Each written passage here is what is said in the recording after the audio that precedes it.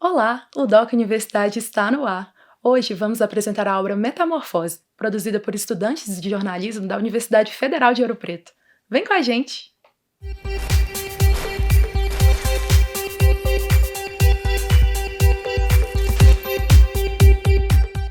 Rótulos. São necessários? Como experiências familiares, sobretudo na infância, impactam o processo de formação do indivíduo? No documentário de hoje, vamos conhecer Raquel, Maiara, Sara Cléo e João Paulo, que discutem sobre essas questões e compartilham as suas experiências com a visibilidade LGBTQIA+.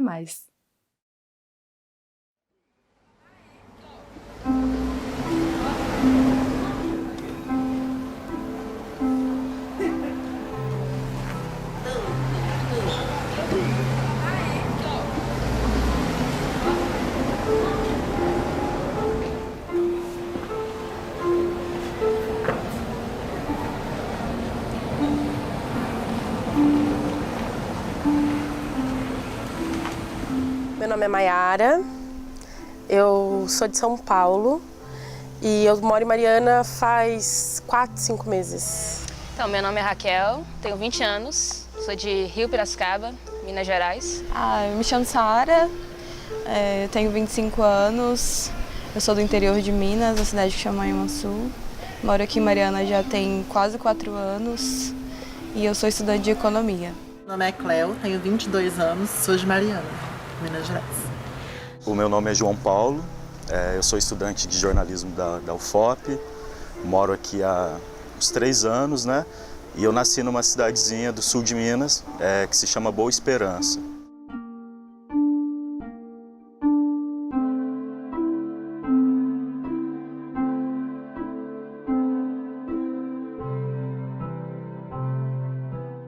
O meu processo de descobrimento, eu acho que ele remonta assim à minha infância, né?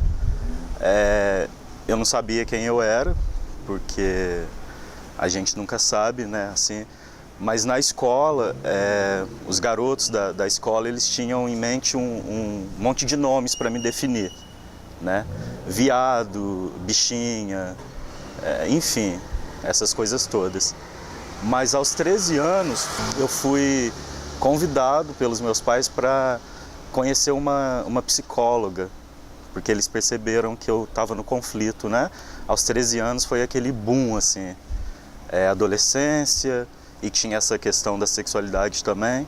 Então eu fui nessa psicóloga com 13 anos e ela me explicou o que era ser um homossexual, porque eu acho que ela já sacou alguma coisa ali, né?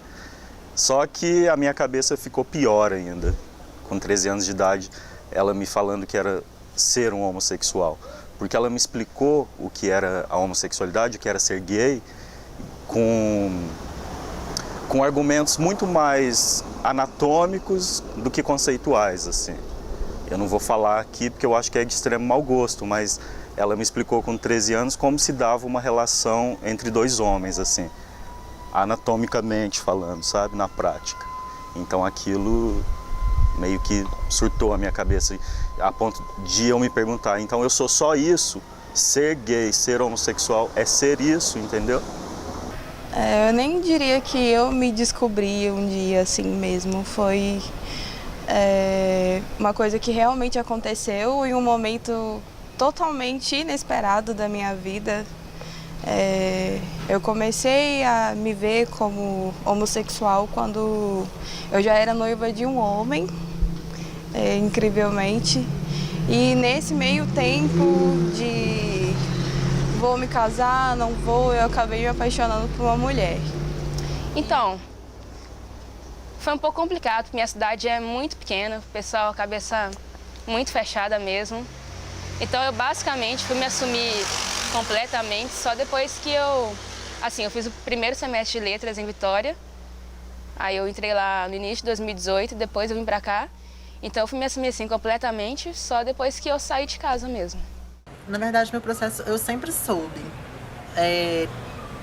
Eu me assumi trans com 14 anos.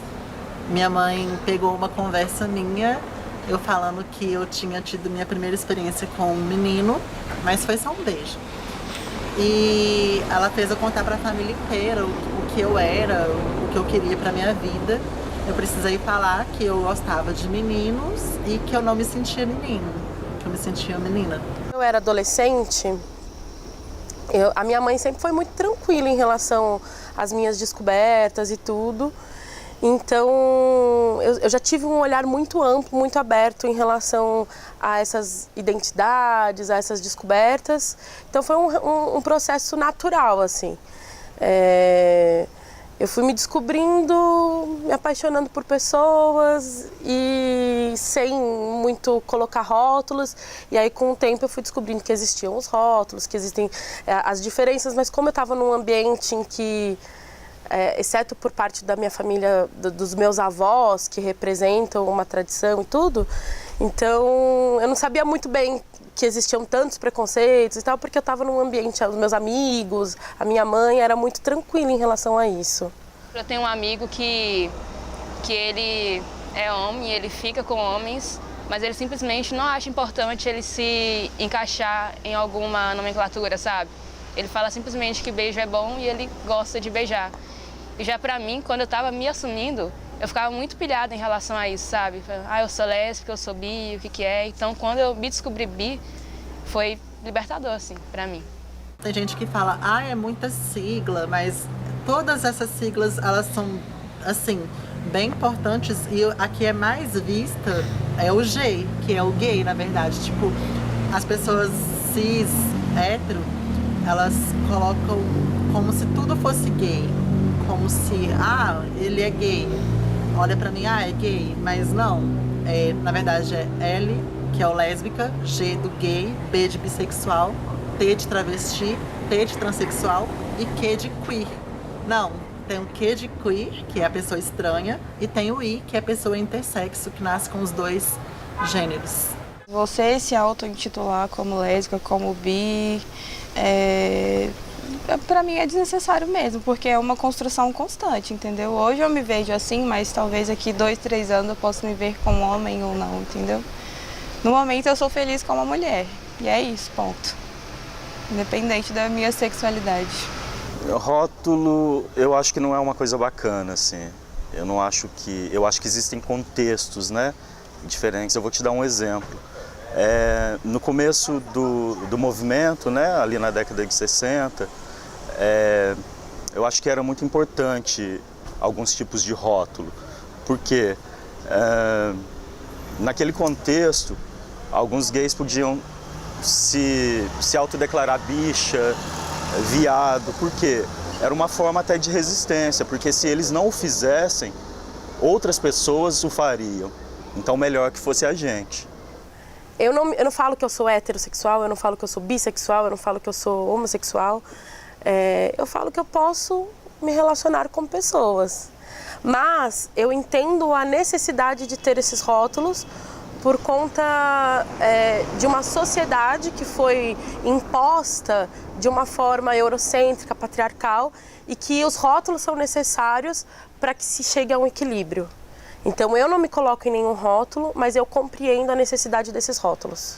Hoje em dia eu lido com, não é bem rótulo, mas às vezes assim, eu tenho alguns amigos que são gays também, né, ou que fazem parte da sigla, que chegam pra mim e falam, e aí João, seu viado, não sei o quê. Aí eu falo, oi bicha, tudo bem?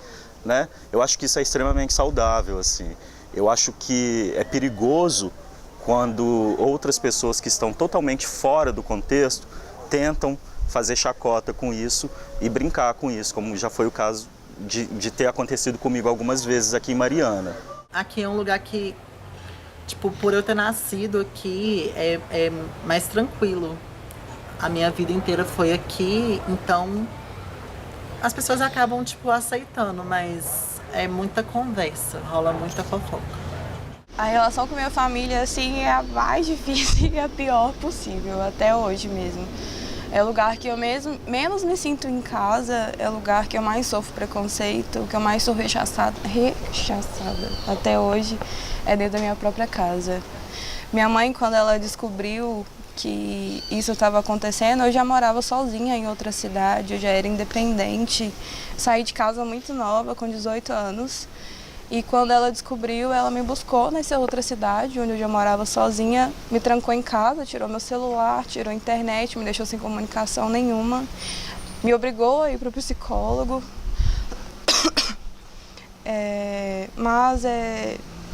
Não sei, eu tentei me negar a isso durante muito tempo por causa dela e por causa da minha família, entendeu? Mas nunca deu certo, assim, depois que eu vi que eu ia ser muito mais feliz, assim, foi isso. E até hoje é uma relação muito difícil, eu ouço ameaças até hoje, todas as vezes que eu vou para casa. Eu saí daquela cidadezinha do interior e fui estudar em Santa Catarina, né? Eu fui fazer comunicação social, eu já me formei em publicidade e propaganda. E lá eu comecei a dar vazão, eu comecei a poder expressar com mais tranquilidade a minha sexualidade. Encontrei um cara, um outro rapaz, e a gente ficou casado por 6 anos. Assim, o grande amor da minha vida. Inclusive ele esteve aqui o ano passado, assim. A gente teve que se afastar por outros motivos, mas eu acredito que a partir do momento que eu conheci ele, que a gente começou a viver uma vida comum, as coisas se tornaram muito mais fáceis, assim. Eu acho que o amor liberta, né? E foi a minha redenção, assim. Eu me sinto feliz com as conquistas que eu tenho fisicamente, igual. Hoje em dia eu tenho menos pelos no meu corpo do que antes. Hoje em dia meus seios são maiores, mas eu ainda quero mais. Eu ainda quero bem mais do que isso, na verdade. Na casa dos meus pais, eu cheguei com ele, mas ninguém falava o esposo do João, o marido do João, ou o namorado do João. Era sempre o amigo do João. Mas eu não tentava consertar isso, eu deixava. Então tinha a casa da minha mãe, tinha um quarto livre lá. E ela falou, João, eu vou arrumar o quarto para vocês dormirem, então, né? Primeira noite que a gente estava lá. E a minha mãe arrumou uma cama de casal para que a gente pudesse dormir. Quando eu vi aquilo, eu falei, mãe, eu não vou dormir na cama de casal com ele, porque tinha uma cama de solteiro assim do lado, porque eu não queria que ela achasse que de alguma forma eu estava desrespeitando a casa dela, alguma coisa assim. Aí ela falou, não, então arruma a cama de solteiro também. Mas à noite a gente dormiu sim na cama de casal. Eu quero ser mais feminina possível para eu passar menos por esses problemas de ser confundida, sabe? Tipo assim, é homem ou mulher, é menino ou menina. Eu quero ser vista só como ela, só como mulher.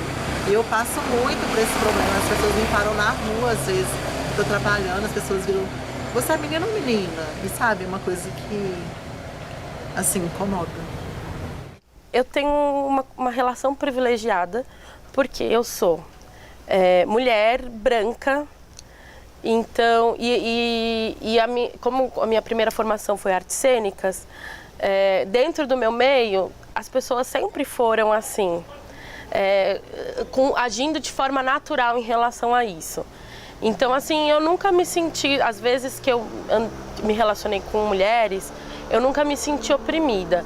Mas já tive muitos amigos que se sentiram oprimidos pela família ou por outras pessoas em andar na rua, essas coisas todas. O que eu tinha, como eu falei que meus avós eram, eles são bem homofóbicos, enfim, eu tinha uma vontade de que eles vissem eu me relacionando com mulheres. Então era uma relação inversa, assim. Então eu, sei lá, eu ficava com alguém na frente da minha casa para que meus avós vissem, entendeu? Uma coisa assim para, enfim, alfinetar exatamente. Eu ainda sinto um pouco de insegurança, principalmente pelo contexto que a gente está vivendo hoje, né? Por exemplo, hoje é Dia dos Namorados e eu ia sair para jantar com a minha namorada. A gente tava com medo de alguma coisa. E aí a gente achou melhor mandar mensagem pro restaurante e perguntar se era tranquilo eles receberem um casal LGBT, entendeu? Então a gente vive assim com os 2 pés atrás o tempo inteiro. É um medo constante que a gente, querendo ou não, convive com ele. O processo de aceitação nunca é fácil, né? Então, quando você pensa no passado, quando você estava se descobrindo, se aceitando e lidando com todas essas questões internas, e você, depois, quando você se enxerga nesse local onde você se entende, se conhece, basicamente, você chega no topo, assim. Tenho muita esperança no futuro, principalmente nessa moçada, assim, esse povo mais novo, 17, 18 anos, que entra na faculdade, porque eu acho tão bonito a forma como eles lidam com isso, o quanto para eles é natural e o quanto foi um processo, né, que foi caminhando aos poucos para se transformar. Por exemplo, na minha época, na década de meados de 90, quando eu era adolescente, era impossível que você fosse um heterossexual e tivesse um amigo gay. Hoje em dia isso é super natural, né? E as pessoas, essa garotada, assim, eles falam disso com muita naturalidade. Então, eu tenho muita esperança. Agora, como eu sou meio dual, assim, eu não tenho tanta esperança no nosso governo, no nosso atual cenário político, social, né? Eu acho que já começaram muitos retrocessos, né? Eu acho que alguns ainda vêm por aí e o nosso papel é lutar para que esses retrocessos não se estabeleçam. Eu costumo dizer sempre que o maior problema nem é você ser aceito pelos outros, é você se autoaceitar desse jeito. Essa foi a parte mais difícil para mim, entendeu? Me ver desse jeito e me aceitar assim, e reconhecer que não era uma coisa ruim, que eu não estava fazendo mal nem para mim nem para os outros. Que as pessoas falam assim, é muito difícil se assumir para a sociedade. Para começar, eu não gosto da palavra assumir, porque eu não cometi nenhum crime que precisa, né, ser assumido. Então é mais um processo mesmo de descoberta, de autodescoberta e de transformação. E eu acho que esse processo, ele é muito mais difícil internamente. É claro que nós não podemos negar que vivemos num país extremamente homofóbico, machista, onde os dados de contra a LGBT são alarmantes, né? Mas é um processo bem mais difícil interior, assim. E eu demorei um tempo, sabe? Eu acho que cada um tem o seu momento. E é o momento da gente realmente sair do armário, ser gay, ser bicha, bichérrimo, afeminado, porque a gente está precisando disso, a gente precisa mostrar para a sociedade que a gente está aqui, que a gente existe.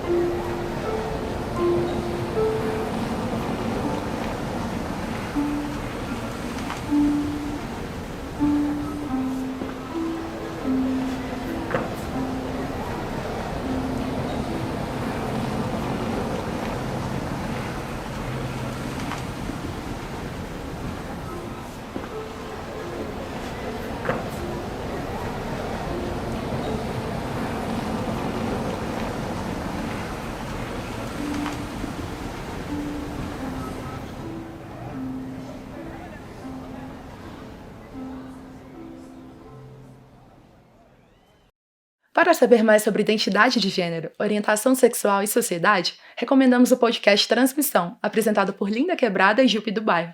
A gente se vê no próximo Doc Universidade. Tchau, tchau!